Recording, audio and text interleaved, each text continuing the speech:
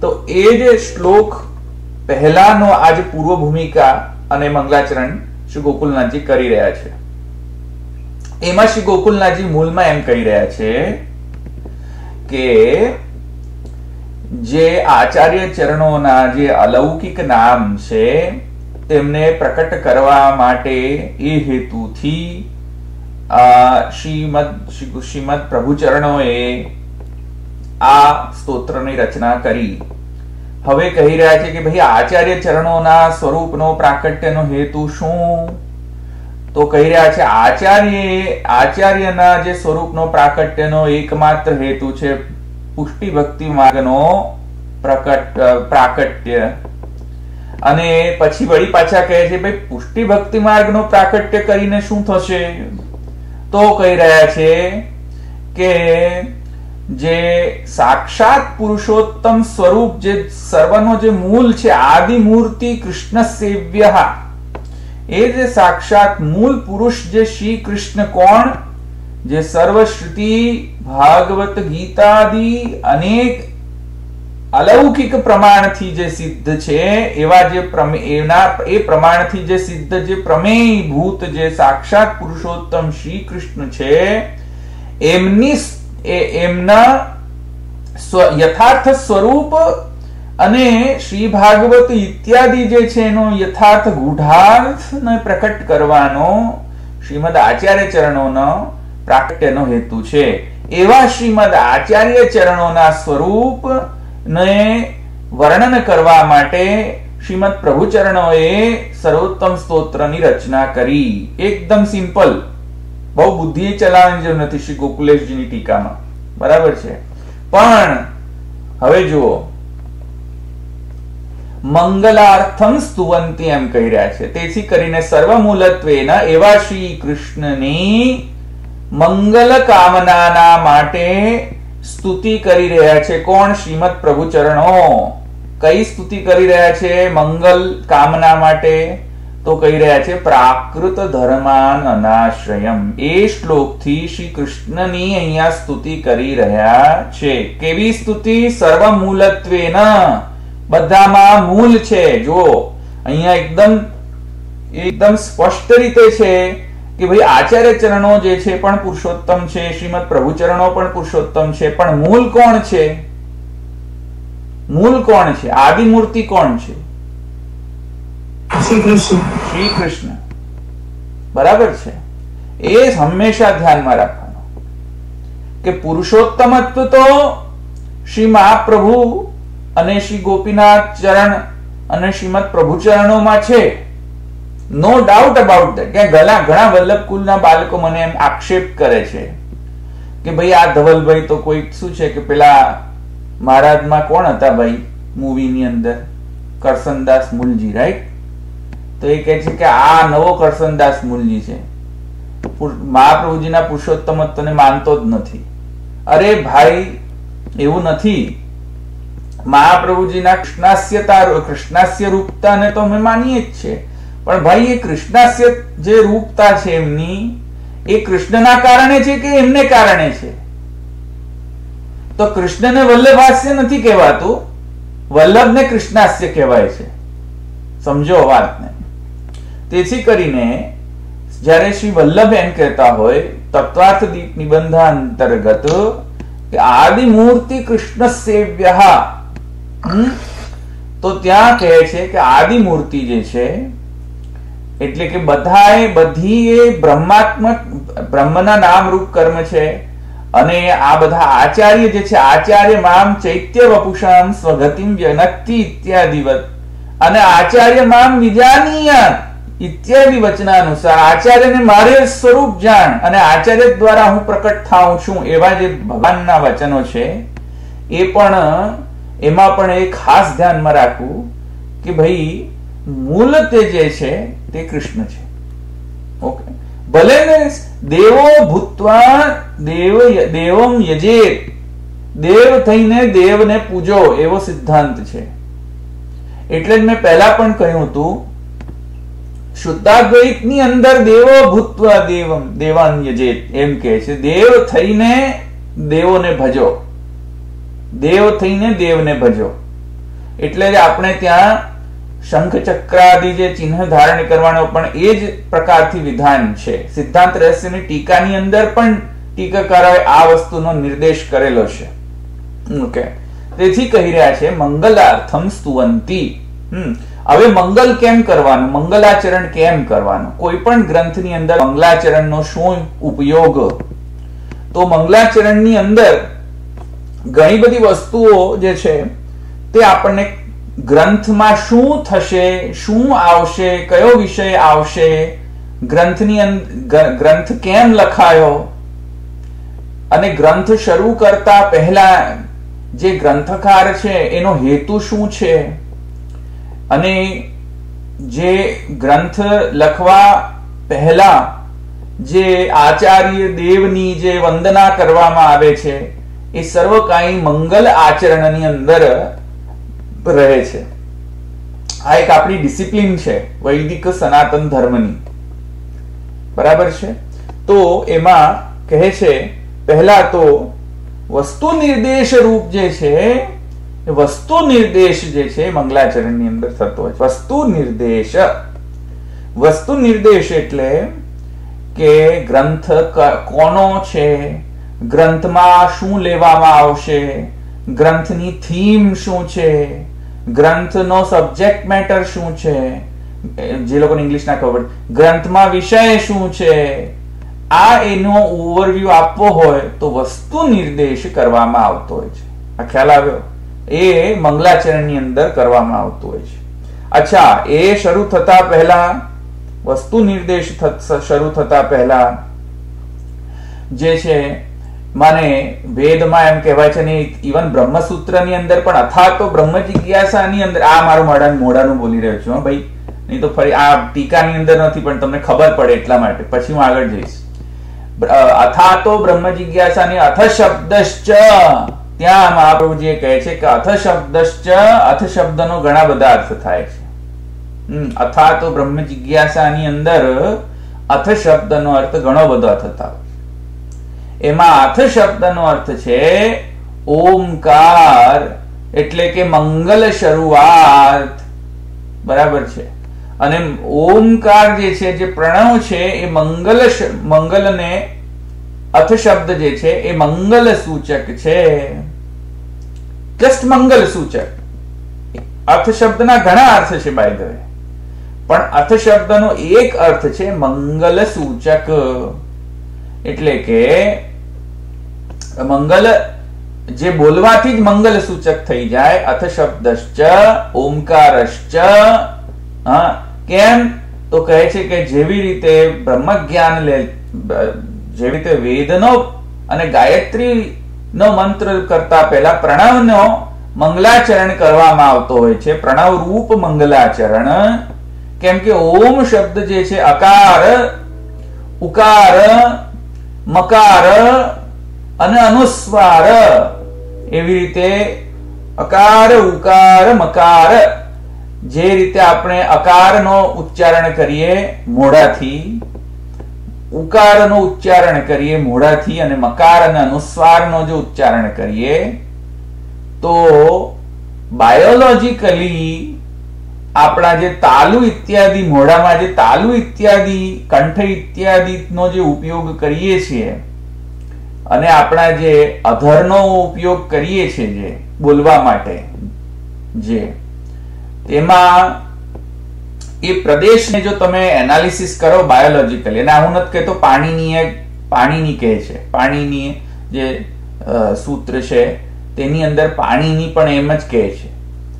તો ત્યાં જેવી રીતે ઉત્પત્તિ, શબ્દની ઉત્પત્તિ, શબ્દનો સ્થિતિ, શબ્દની નો લય, જેવી રીતે ઓમકાર શબ્દમાં એ આપણને જોવા મળે છે જ્યારે ઓમ બોલીએ ત્યારે જેમ શબ્દની ઉત્પત્તિ, સ્થિતિ ને લય, એવી જે આપણી જગ્યાઓ છે આપણા મોઢાની અંદર તાલુ ઇત્યાદિ, એમાં આપણે વિવિધ પ્રકારના જે સ્થાનો છે ત્યાંથી શબ્દની ઉત્પત્તિ, સ્થિતિ, લય થાય છે.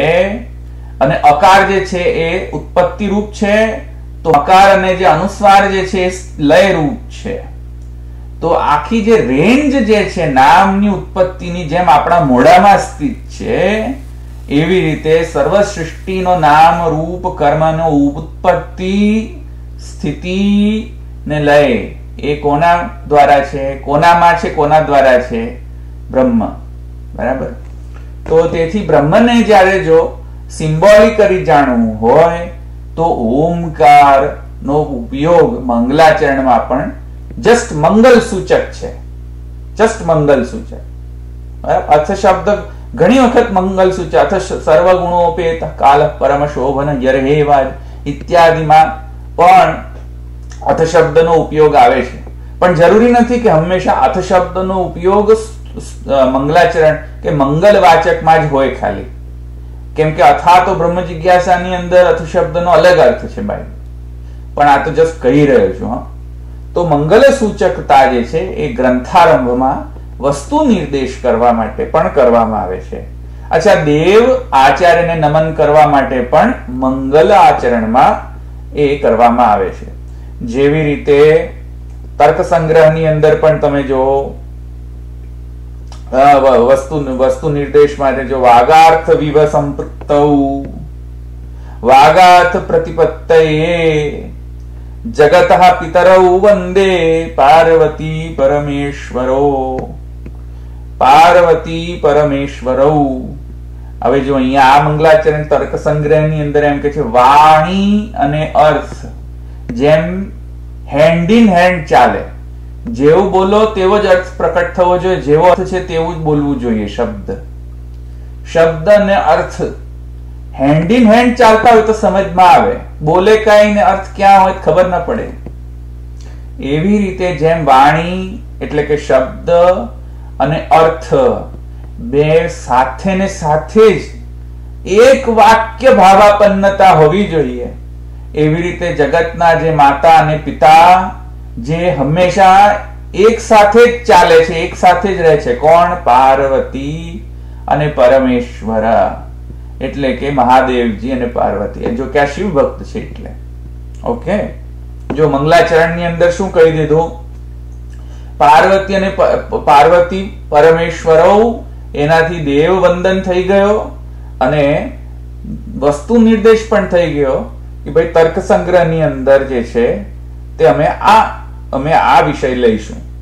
બરાબર છે. સરસ્વત્યై નમો નિત્યમ ભદ્રકાલ્यै નમો નમઃ ઇત્યાદિવત વેદ વેદાંત વેદાંગ વિદ્યા સ્થાનેભ્ય એવ ચ ઇત્યાદિવત જે છે વસ્તુ નિર્દેશ પણ કર્યો. અમે શું ગ્રંથની અંદર લેવા માંગીએ છીએ, એવી રીતે અહીંયા પણ પ્રાકૃત ધર્માનનાશ્રયમ માં શું છે ભાઈ?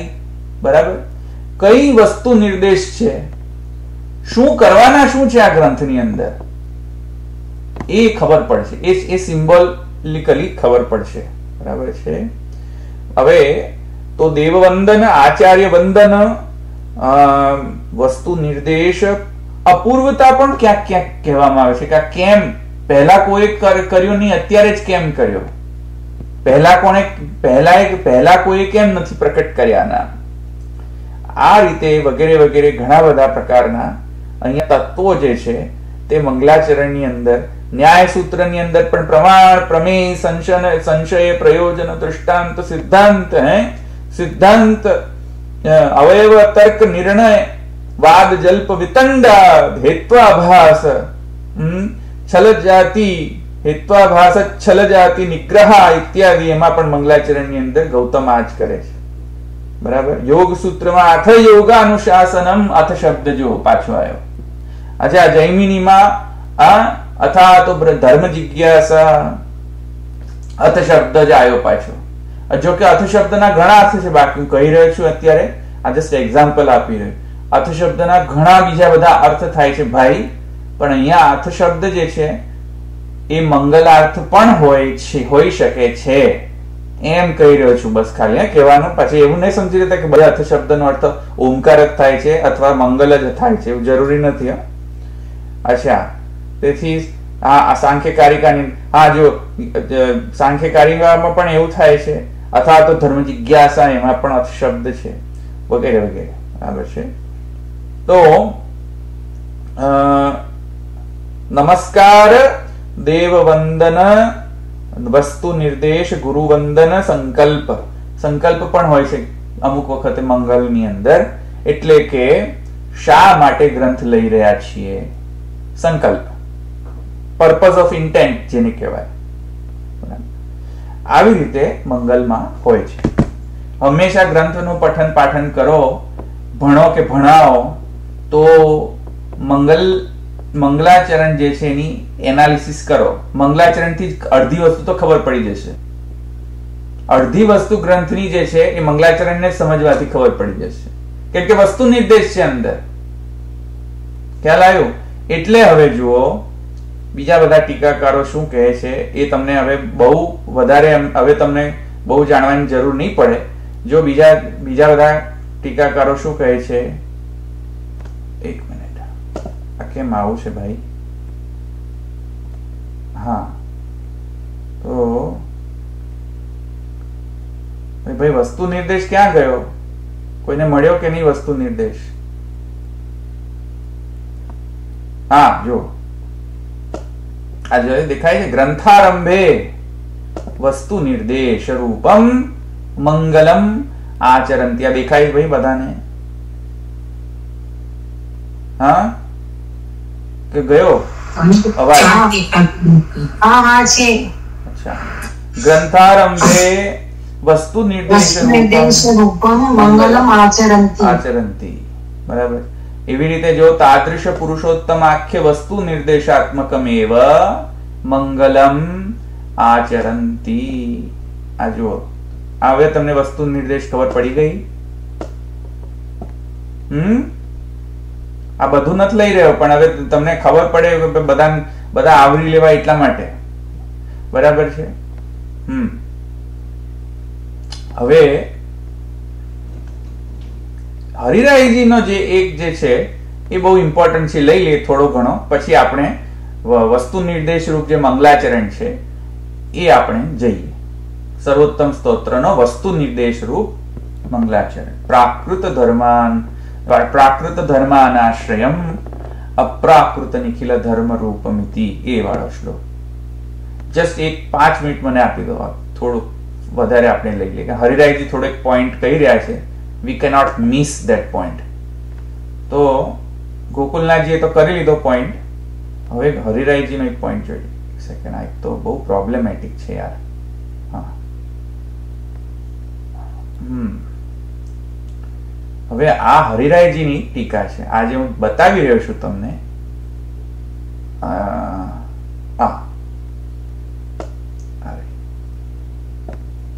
હાઈલાઇટ કરી દો.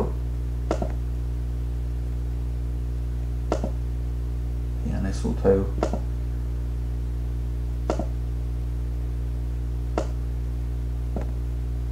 હા, થયું ને હાઈલાઇટ. ઓકે.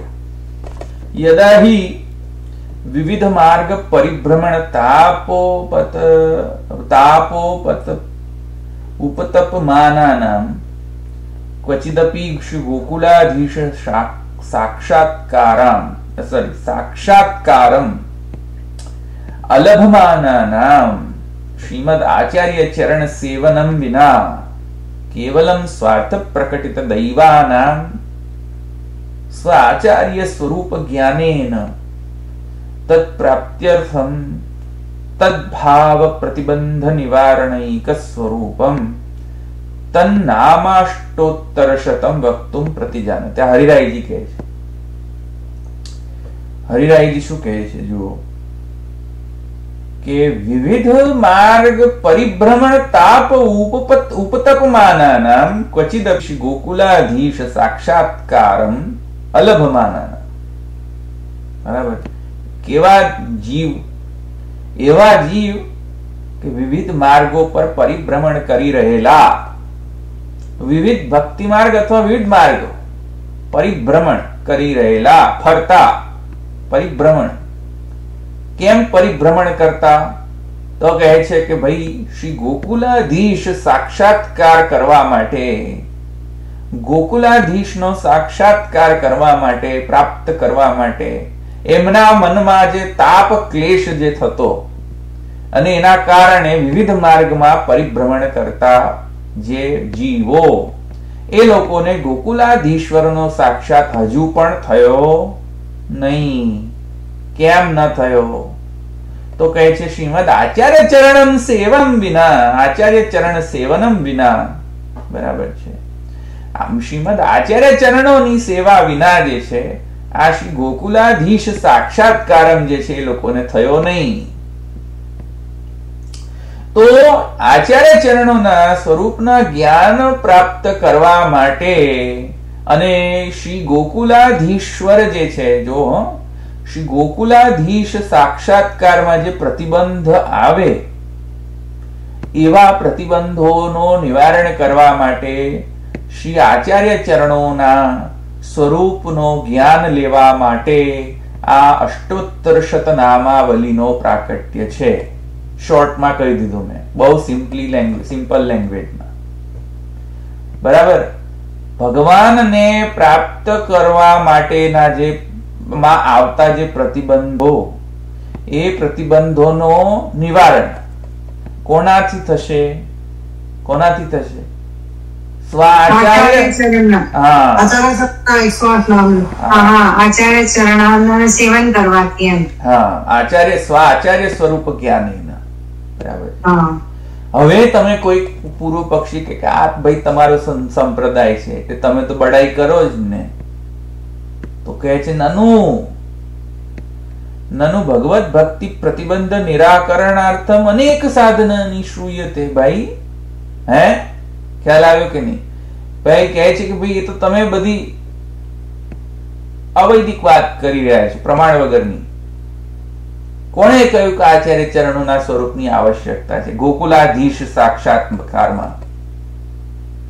તો ભાઈ હરિરાયજી કહે છે ભાઈ ભગવત ભક્તિના પ્રતિબંધને નિવારણ કરવા માટે અનેક શાસ્ત્રમાં સાધનોનું વર્ણન કરવામાં આવ્યું છે. અનેક સાધનાની શ્રૂયન્તે. કિમ નામ પ્રાકટ્યેન? તો નામના પ્રાકટ્યથી શું થવાનું? તું ભાઈ આચાર્ય ચરણના નામથી કશું વળવાનું નથી. ઇન શોર્ટ, જાઓ શાસ્ત્રમાં જઈને વાંચો અને શાસ્ત્રમાં જે કહ્યું છે આમ XYZ કરો, આ કરો, પેલું કરો, પેલું કરો, અને એ કરવાથી ભગવત ભક્તિમાં જે પ્રતિબંધો આવી રહ્યા છે એ બધાનું નિરાકરણ થઈ જશે ભાઈ.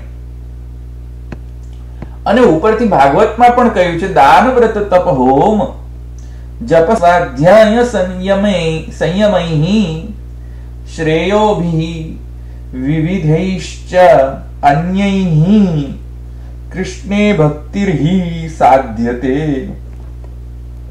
દાન વ્રત તપ હોમ જપ સ્વાધ્યાય સંયમ દ્વારા વિવિધ પ્રકારના અન્ય જે સાધનો છે અને એ સાધનો દ્વારા કૃષ્ણમાં ભક્તિ જે છે એ સિદ્ધ થાય છે.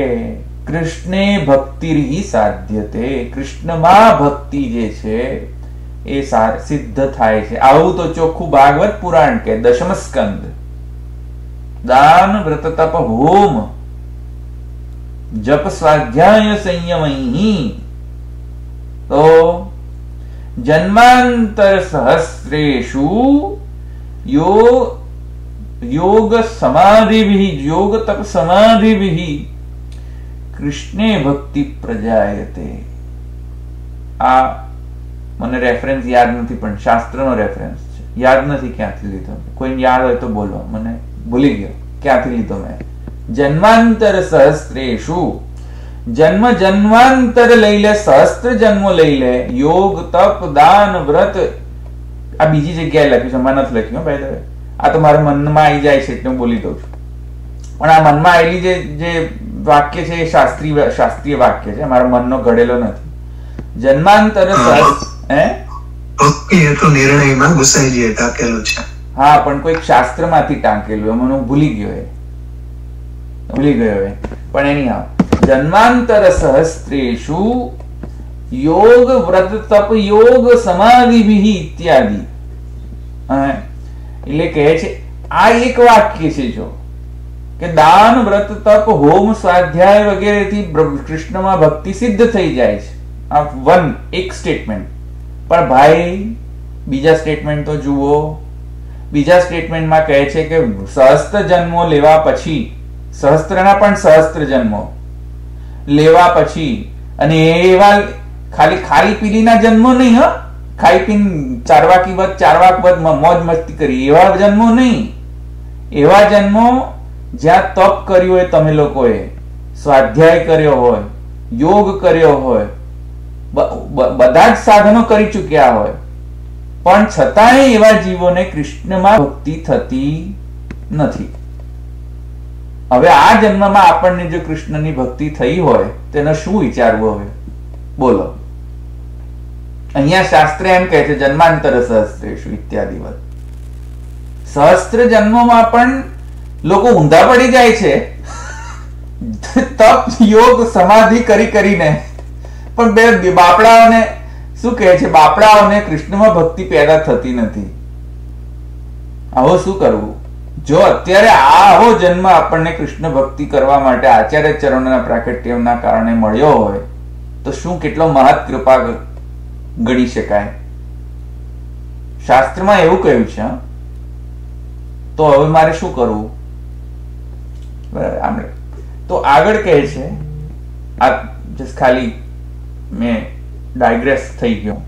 અચ્છા, આગળ કહે છે આ શું છે કે થોડું અનુસંધાન યાદ આવી જાય તો પાછું મારા મોઢાનું અંદર ઘૂસી જાય અંદર. ઓકે, પણ અહીંયા નથી લખ્યું, પણ મારા મોઢાનું ઘુસાડી દીધું મેં. ઓકે, આગળ તત્ર ઉચ્યતે. હવે આવું કોઈ કહે તો હવે એનો જવાબ સાંભળો ભાઈ. તો કહે છે મર્યાદા માર્ગે સાધને રૈવ ભવતિ પરમ નતુ પુષ્ટૌ. ભાઈ, અરે ભાઈ, દાન વ્રત તપ હોમ જપ સમાધિ વગેરે સ્વાધ્યાય સંયમૈ, આ બધા શ્રેયોભી વિવિધૈશ્ચ વગેરે વગેરે સાધનો, એનાથી ભાઈ કઈ પ્રકારની ભક્તિ સિદ્ધ થશે? પુષ્ટિ ભક્તિ કૃષ્ણમાં કે મર્યાદા ભક્તિ? મર્યાદા ભક્તિ. હા, તો એમ કે છે ભાઈ અહીંયા આ મર્યાદા ભક્તિ નો સૂચક છે, આ પુષ્ટિ ભક્તિ નો સૂચક નથી. કૃષ્ણે ભક્તિ હિ ઉચ્યતે સાધ્યતે. તત્ર ઉચ્યતે મર્યાદા માર્ગે સાધને રૈવ ભવતિ. મર્યાદા માર્ગમાં સાધનથી સિદ્ધ થાય છે. પણ પરમ નતુ પુષ્ટૌ. પુષ્ટિમાં એવું નથી હોતું ભાઈ. પુષ્ટિમાં કંઈક અલગ જ રીઝન હોય છે, અલગ જ હેતુ હોય છે પુષ્ટિ ભક્તિને સિદ્ધ થવા માટે. બરાબર છે? તો કહે છે ભાઈ પુષ્ટિમાં કયો સાધન? તો મર્યાદા માર્ગમાં તો સમજ્યા, દાન વ્રત તપ હોમ વગેરે વગેરે વગેરે. પુષ્ટિમાં શું છે હેતુ? પુષ્ટિ માર્ગે હેતુ સર્વ સાધન સંપત્તિ સિદ્ધૌ. ક્યાં ગયું હવે? આ ક્યાં ગયું ભાઈ? એક મિનિટ. હા,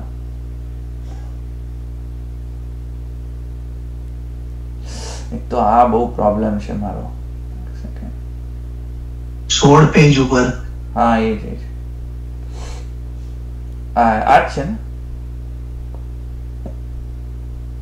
હા. સત્યામપી સર્વ અજ્ઞાત મંત્ર જપ. એ વાત છે ને ભાઈ, હું કઈ મિસ નથી કરતો ને ભાવે? ના, એ નથી. હા, તો ક્યાં ગયું? આ નથી? હા, બરાબર છે. ના, એ બરાબર છે. બરાબર છે ને ભાઈ? હા, બરાબર છે. ઓકે. એમ કે છે ને અમુક વખત આ પીડીએફ માં લફડા બહુ હોય છે એટલા માટે. ઓકે ધનભાઈ, એક જસ્ટ આમાં જે કીધું છે અને જે ભગવાનનું જે પણ બીજું વાચન છે કે ન દાન થી ન વેદ થી ન તપ થી ન, તો એ બી પુષ્ટિ માટે લાગુ પડશે કે મર્યાદા માટે લાગુ? નાહમ વેદૈ ન તપસા ન દાની નિજ્જયા ભક્ત્યા ત્વનન્યયા શક્યઃ. ગીતામાં ભગવાન કહે છે આ પુષ્ટિ ભક્તિ માટે છે. બરાબર. વૈદિકી તાંત્રિકી દીક્ષા અર્ચના પૂજા વિધિભિર્યઃ અસ્પૃષ્ટો રમતે નિજ ભક્તેષુ ગુસાઈજીનો વચન છે ભક્તિ હંસમાં કે ભક્તિ હેતુ નિર્ણય બેમાંથી એકમાં. ઓકે, વૈદિકી તાંત્રિકી દીક્ષા વગેરે આવા બધા સાધનો દ્વારા કોનો સ્પર્શ થાય છે? વિભૂતિઓનો સ્પર્શ થાય. પુરુષોત્તમનો સ્પર્શ તો ત્યાં થતો જ નથી, કારણ કે પુરુષોત્તમ તો આ બધાથી અળગા છે. પેલું વલ્લભાખ્યાનમાં છે કે શું, ક્યાં ઘડી છે અળગા પુરુષોત્તમ? વલ્લભાખ્યાનમાં તે થકી પુરુષોત્તમ અળગા. એક્ઝેક્ટલી. લીલા અચલ વિહારી. અક્ષર બ્રહ્મથી અને વિભૂતિઓથી પુરુષોત્તમ એ બે છે, એનાથી પુરુષોત્તમ સર્વ મૂળ રૂપ જે પુરુષોત્તમ છે અળગા, કારણ કે પૂર્ણાનંદો હરિસ્તસ્માત. બરાબર. એ રીતે. ઓકે, એ તો જો કે એની અંદર ઘણી બધી મીમાંસા કરવાની શક્યતા છે. આ વૈદિકી તાંત્રિકી દીક્ષા અર્ચના પૂજા વિધિભિર્યઃ જેમાં ઘણી બધી મીમાંસા પહોંચે, પણ આ તો બહુ ઓવર સિમ્પ્લિફિકેશન કરી રહ્યો છે તમારા બધા માટે. નહીં તો પાછા તમે બધા ભાગી જાઓ બહુ પછી વધારે કંઈક કરું તો. અચ્છા, ક્યાં ગયો તો? હા, સત્યામપી સર્વાજ્ઞાત મંત્ર જપ એવ. આ સર્વાજ્ઞાત જે છે ને એને સંધિ વિચ્છેદ કરો તો સર્વ અજ્ઞાત થઈ જશે. બરાબર. તો સર્વ અજ્ઞાત મંત્ર જપ એવ કૃતો વ્રજકુમારિકાભિઃ કાત્યાયની ઇત્યાદિ તથા અત્રાપી ફલપ્રાપ્તૌ તદ્ભાવ એવ ઉચ્યતે. તસ્માત સર્વજ્ઞાત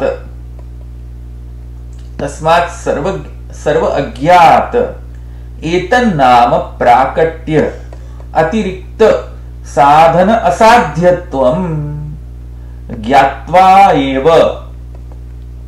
તદ પ્રાકટ્યકરણમાં. હું સંધિ વિચ્છેદ કરીને કરું છું ને એટલે જુદું હશે. તમને લાગશે કે આ ભાઈ જુદું વાંચે. જુદું નહીં, સંધિ વિચ્છેદ કરીને કરું છું એટલે. જ્ઞાત્વા એવ તદ પ્રાકટ્યકરણમ ઇત્યર્થઃ. આ બહુ લફડા થાય છે જે લોકો સંધિ ના જાણે તો બધા અર્થનું અનર્થ કરી દે. આ સર્વાજ્ઞાત છે, સર્વજ્ઞાત નહીં સર્વાજ્ઞાત છે, નહીં તો અહીંયા અર્થનું અનર્થ થઈ જાય. બરાબર. અને અહીંયા પણ ક્યાં ગયું? સાધન સાધ્યત્વ નથી, સાધન અસાધ્યત્વ છે. આવા લફડા જો ન ખબર પડે તો અર્થનું અનર્થ થઈ જાય, હરણની સીતા થઈ જાય. બરાબર. શું ઇન શોર્ટ કહી દઉં શું કહેવા માંગે છે, બહુ હું અંદર ટેકનિકલ ડિટેલ્સમાં નહીં જાઉં. કહે છે કે ભાઈ જુઓ, મર્યાદા ભક્તિને સિદ્ધ કરવા માટે તો સાધનોની જરૂર રહે છે, સાધનથી સિદ્ધ થાય છે. કેમ કે શ્રી ગુસાઈજીએ પણ આ વસ્તુનો ભક્તિહંસ, જે લોકોને આની અંદર ડીપ ડાઇવ એનાલિસિસ કરવી હોય તો ભક્તિહંસ વાંચે. ભક્તિહંસની અંદર શ્રી ગુસાઈજી કહે છે કે મર્યાદા ભક્તિની ડેફિનેશન શું, વ્યાખ્યા શું? તો કહે છે કે જો પ્રભુ દ્વારા કોઈક સાધનની અપેક્ષા હોય જીવને અને પછી ભક્તિ પ્રાપ્ત થાય, જો એવો પ્રભુની ઈચ્છા હોય તો એવી પ્રભુની ઈચ્છાને મર્યાદા ભક્તિનો અનુગ્રહ કહેવાય છે. કારણ કે પ્રભુની તો ઘણી બધી ઈચ્છા હોય છે. પ્રવાહ માર્ગીય જીવોની પણ મનસા જે સૃષ્ટિ છે પણ પ્રભુની જ ઈચ્છા છે. એવી રીતે પ્રભુની બીજી પણ એક ઈચ્છા છે કે ભાઈ આ લોકો મને સાધનથી પ્રાપ્ત કરે, સાધન કરે ને પછી મને પ્રાપ્ત કરે. અને એવા જે સાધનની અપેક્ષા જેમના પાસેથી છે પ્રભુ દ્વારા, એવા જીવોને મર્યાદા એવા જીવોને જે મર્યાદા ભક્તિ માટે અંગીકૃત છે, એવો અનુગ્રહ એમના માટે છે. અને એક ત્રીજો પ્રકારનો અનુગ્રહ છે ભગવાનનો, એ છે કે ભાઈ આ લોકોને સાધનની જરૂર જ નથી. નિસાધન લોકોને પણ હું પ્રાપ્ત થઈ જાઉં, એમને હું અપેક્ષા નહીં રાખું કે લોકો સાધન કરે. અચ્છા, બરાબર છે. પુષ્ટિકાયેન નિશ્ચય. બરાબર છે. હું નહીં રાખું અપેક્ષા કે આ લોકો સાધન. હવે એનો અર્થ એ નથી કે ભેંસની જેમ બેસી રહેવાનો, ભાઈ અહીંયા ઘડી આ ખ્યાલ આવ્યો ને. પાછું આનો દુરુપયોગ નહીં કરવાનો, આ ભગવાનની આવી ઈચ્છાનો. પેલું શું કહેવાય એને, બ્લેકમેલ નહીં કરવાના ભગવાનને. ભગવાને તો કારણ અમે બધા પુષ્ટિજીવો છીએ, એટલે અમને બ્રહ્મ સંબંધ છે, એટલે પુષ્ટિજીવો છે, એટલે અમને કઈ કરવા ધરવાનું નહીં, કારણ કે ભગવાને જ અમને choose, we are the chosen once, એટલે અમારે તો કઈ કરવા ધરવાની જરૂર નથી. ભેંસની જેમ બેસી રહેવો. તો ભેંસની જેમ જો બેસી રહેશે તો ગુસાઈજીનો બીજો સ્ટેટમેન્ટ લાગુ પડી જશે. ક્યાં ગુસાઈજી એમ કહે છે, જે લોકો ભેંસની જેમ બેસી રહેશે, નિસાધનતાની આડમાં સાધન વિહીન જો થઈ જશે, સાધન જ નહીં કરે કાંઈ, તો એ લોકોને સમજ્યું કે એ લોકોમાં કોઈ પણ જાતનો અનુગ્રહ નથી. ન તો મર્યાદા માર્ગીય અનુગ્રહ છે કે ન તો પુષ્ટિ માર્ગીય અનુગ્રહ છે. આ પાછો શ્રી ગુસાઈજી જ કહે છે, પ્રભુચરણો જ કહે છે. જે લોકો ભેંસની જેમ બેસી રહે છે એ લોકોમાં તમને એક પ્રકારનો અનુગ્રહ નથી, ન તો મર્યાદા માર્ગીય ન તો પુષ્ટિ માર્ગીય, એમ સમજી લેવું. બરાબર? એટલે ભેંસની જેમ નહીં બેસી રહેતા આના લીધે. ઓકે, ચાલો. તો કહે છે કે હા, મર્યાદા માર્ગમાં તો આ બધું છે સાધન, પણ પુષ્ટિ માર્ગ જે છે એમાં આ બધા સાધન નથી. ભગવદ અનુગ્રહિક લભ્ય છે પુષ્ટિ માર્ગ. પહેલા તો એ. બીજો કે ભગવદ અનુગ્રહ છે ખબર કેવી રીતે પડે ભાઈ? તો કહે છે કે જેવી રીતે ભાગવતની અંદર જે ગોપિકાઓએ કાત્યાયની વ્રત દ્વારા, વ્રજકુમારિકાઓએ કાત્યાયની વ્રત, આ તો એક્ઝામ દ્રષ્ટાંત છે, એટલે એનો મતલબ નહીં કે આપણે કાત્યાયની વ્રત કરવાનું ચાલુ કરી દેવું. દ્રષ્ટાંત છે આ સમજાવવા માટે કે વ્રજકુમારિકાઓએ જે કાત્યાયની વ્રત કર્યો એ પણ ગુપ્ત મંત્ર દ્વારા, કોઈ શાસ્ત્રમાં કોઈ વિદિત મંત્ર હોય એવું નતું.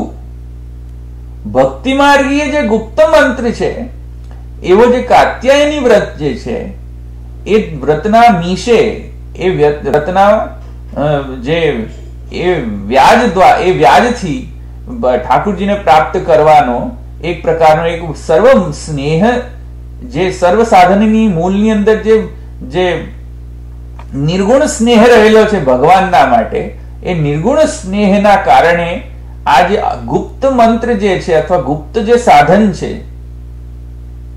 એવા સાધનો કરીને જેમ ભગવાનને એ લોકોએ પ્રાપ્ત કર્યા.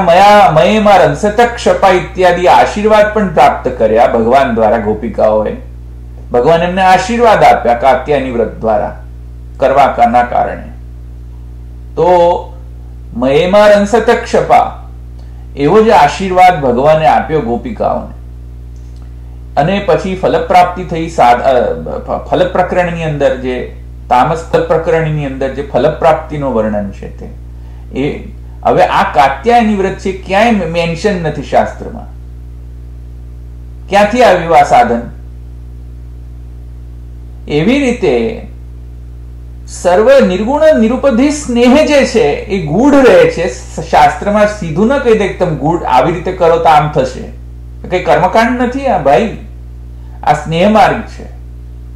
કર્મકાંડ થી આમ કરો, પુષ્પમ સમર્પયામી, આવી રીતે પુષ્પમ સમર્પયામી ઇત્યાદિ થી કઈ ભક્તિ ન થઈ જાય, સેવા ન થઈ જાય, ખાલી કરી દેવા માત્રથી. તેથી આ પુષ્ટિ માર્ગીય સાધનો છે એ તો આવા દ્રષ્ટાંતમાં ફેલાયેલો છે. હવે આ ફેલાયેલા જે દ્રષ્ટાંતો છે વિવિધ શાસ્ત્રની અંદર ક્વચિત આવા દ્રષ્ટાંતો મળે છે. જેમ કાત્યાયનીનો દ્રષ્ટાંત લીધો. આ બધા દ્રષ્ટાંતોને કોણ સમજાવશે કે આ પુષ્ટિ ભક્તિ છે એમ? આ બધા દ્રષ્ટાંતોને કોણ સિસ્ટમેટાઇઝ કરશે સંપ્રદાયમાં? આ બધા આચાર્ય ચરણ. હવે ખબર પડી. તેથી કહે છે તસ્માત સર્વ અજ્ઞાત.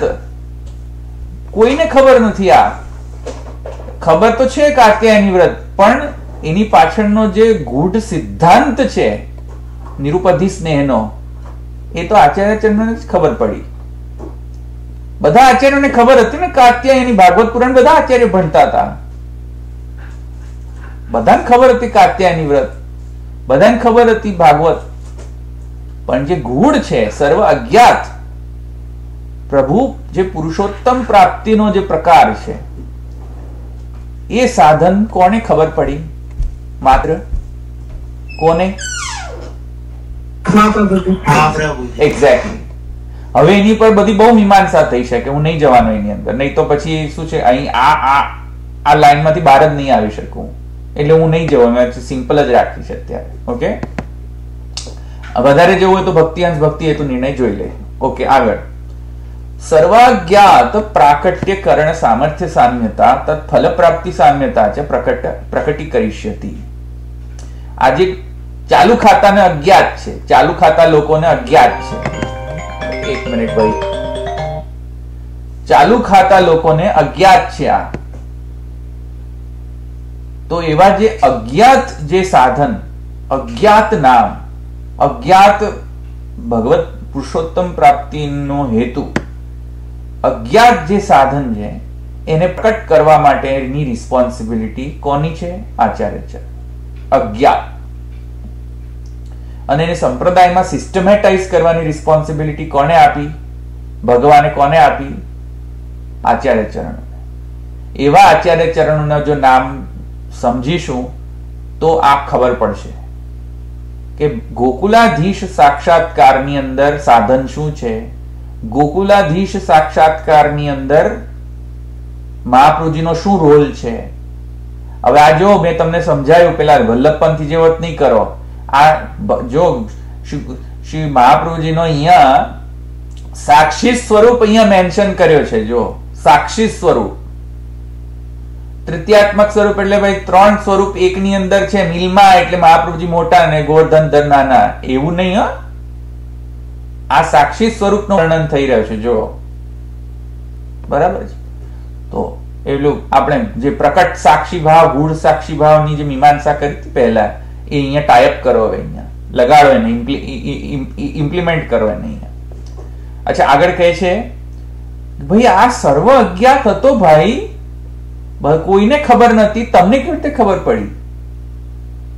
હે, કેવી રીતે ખબર પડી તમને? તમને એટલે ગુસાઈજીને પૂછે છે. જો બધાને અજ્ઞાત હતું આ આચાર્ય ચરણોના સ્વરૂપ વિશે અને ભગવાનને કેવી રીતે પ્રાપ્ત કરવું એ સાધન અજ્ઞાત હતો, કોન્ફિડેન્શિયલ હતો, પ્રાઇવેટ હતો, તો તમને કીધી કે કોન્ફિડેન્શિયલ ઇન્ફોર્મેશન મળી? ગુસાઈજીને પૂછે છે તમને કઈ રીતે કોન્ફિડેન્શિયલ ઇન્ફોર્મેશન મળી? તો કહે છે સ્વસ્ય અગ્નિકુમારત્વ નિરૂપણેન, સ્વસ્ય અગ્નિકુમારત્વ. ખ્યાલ આવ્યો શું કહ્યું મેં? શું ખ્યાલ આવ્યો આમાં? બોલો. સ્વસ્ય અગ્નિકુમારત્વ નિરૂપણેન. સાક્ષાત અગ્નિકુમારજી એટલે ગુસાઈજી છે ને. હા, મહાપ્રભુજીના અગ્નિ સ્વરૂપ એટલે એમના કુમાર એટલે શ્રી ગુસાઈજી, અને એમને પોતે નિરૂપણ કર્યું છે એમ. એક્ઝેક્ટલી.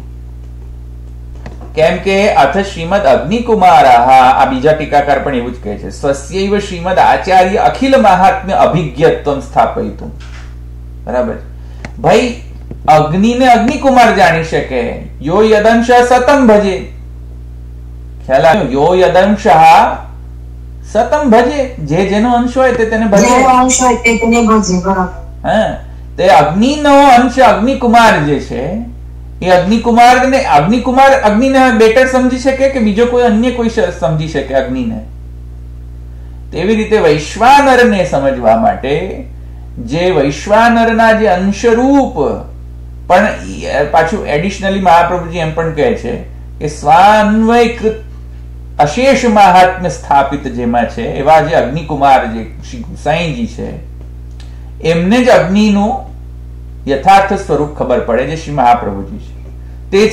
તેથી આ કોન્ફિડેન્શિયલ ઇન્ફોર્મેશન ગુસાઈજીને ખબર છે. ઓલરાઈટ. એતન નામ સિદ્ધિ નિરૂપણ પ્રસ્તાવે તજ્જપકરણ ફલાત્યા ચ તેન એતદ ભાવ પ્રતિબંધ અપગમો ન સાધનાંતરૈ. અગ્નિકુમારત્વ જે દ્વારા જે નિરૂપણ, જે અગ્નિનું વર્ણન છે, કૃષ્ણાસ્યનું જે વર્ણન છે, એ કૃષ્ણાસ્યના જે નામ જે છે આ સર્વોત્તમ સ્તોત્રમાં, એ નામ દ્વારા આ બધું સિદ્ધ થવાનું છે. બીજો કોઈ સાધન દ્વારા આ સિદ્ધ નહીં થાય.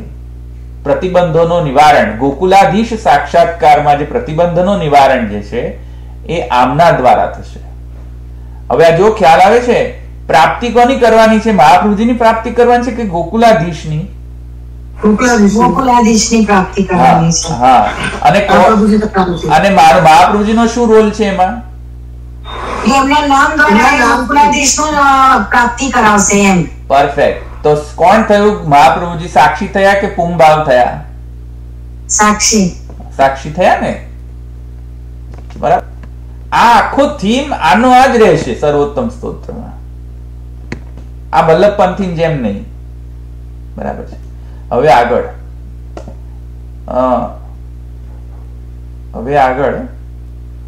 હવે આપણે પ્રાકૃત ધર્માન આશ્રયમ જે છે એ હવે આપણે શરૂ કરીએ. બરાબર. આ બીજા બધા તો ઠીક છે, આ બીજા બધા જે ટીકાકાર છે મૂળમાં એ જ ભાવના વ્યક્ત કરી રહ્યા છે, એટલે એમાં કઈ વધારે એક અહીંયા કહી દઉં, એક સારો પોઈન્ટ અહીંયા છે, તમને એ પણ કહી દઉં, પછી આપણે પ્રાકૃતમાં જઈએ, પ્રાકૃત ધર્મા અનાશ્રયમમાં જઈએ.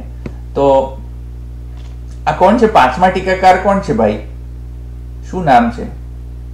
ભૂલી જાઉં છું. જુઓ તો પુરુષોત્તમજી છે.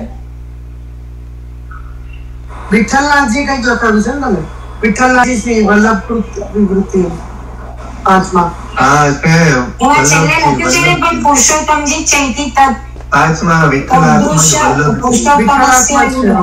અચ્છા, ઓકે, પાંચમા એ છે ને. હા, તો એ કહે છે તત્ર આદૌ, ભૈયા તમે મ્યુટ કરી દો, અવાજ આવે. ઓકે. તત્ર આદૌ લોક વેદાતીત સ્તોત્રમ ઇતિ તાદૃશ પુરુષોત્તમાખ્ય વસ્તુ નિર્દેશાત્મકમ એવ મંગલમ આચરંતિ. આ મેં જે વાંચ્યું તેમાં બોલો. ભક્તિના પ્રતિબંધ દૂર થાય. કરેક્ટ. પણ વસ્તુ નિર્દેશ કોણ છે? ગોકુલાધીશની પ્રાપ્તિ માટે લોકવેદાતીતથી જે પડ છે એ પ્રાકૃત ધર્માનાશ્રયમ અપ્રાકૃત નિખિલ ધર્મ રૂપમ. આ પહેલા જે બોલ્યો ને એ અશુદ્ધ હતું. પ્રાકૃત ધર્માનાશ્રયમ. અચ્છા, આ મકાર અને અકારને જોડી દો ને તો આખો મ થઈ જશે. હલંત મકાર અને આ અકારને જોડી દો. કેમ કે જનરલી પાઠની અંદર શું હોય છે? પ્રાકૃત ધર્માનાશ્રયમ અપ્રાકૃત નિખિલ, અપ્રાકૃતમ એમ બોલતા હોય છે. તો એમ પણ કઈ વાંધો નથી, પણ જયારે તમે સમજતા હોય ત્યારે એને વિચ્છેદ કરીને સમજજો, નહીં તો પાછી હરણની સીતા થઈ જશે. પ્રાકૃત ધર્મોના આશ્રય કરીને રહેલા નથી ભાઈ. પ્રાકૃત ધર્મોને જે અનાશ્રિત છે, બરાબર છે, એવું સમજવાનું છે. આશ્રય કરીને રહેલા નહીં, અનાશ્રિત છે, બરાબર છે.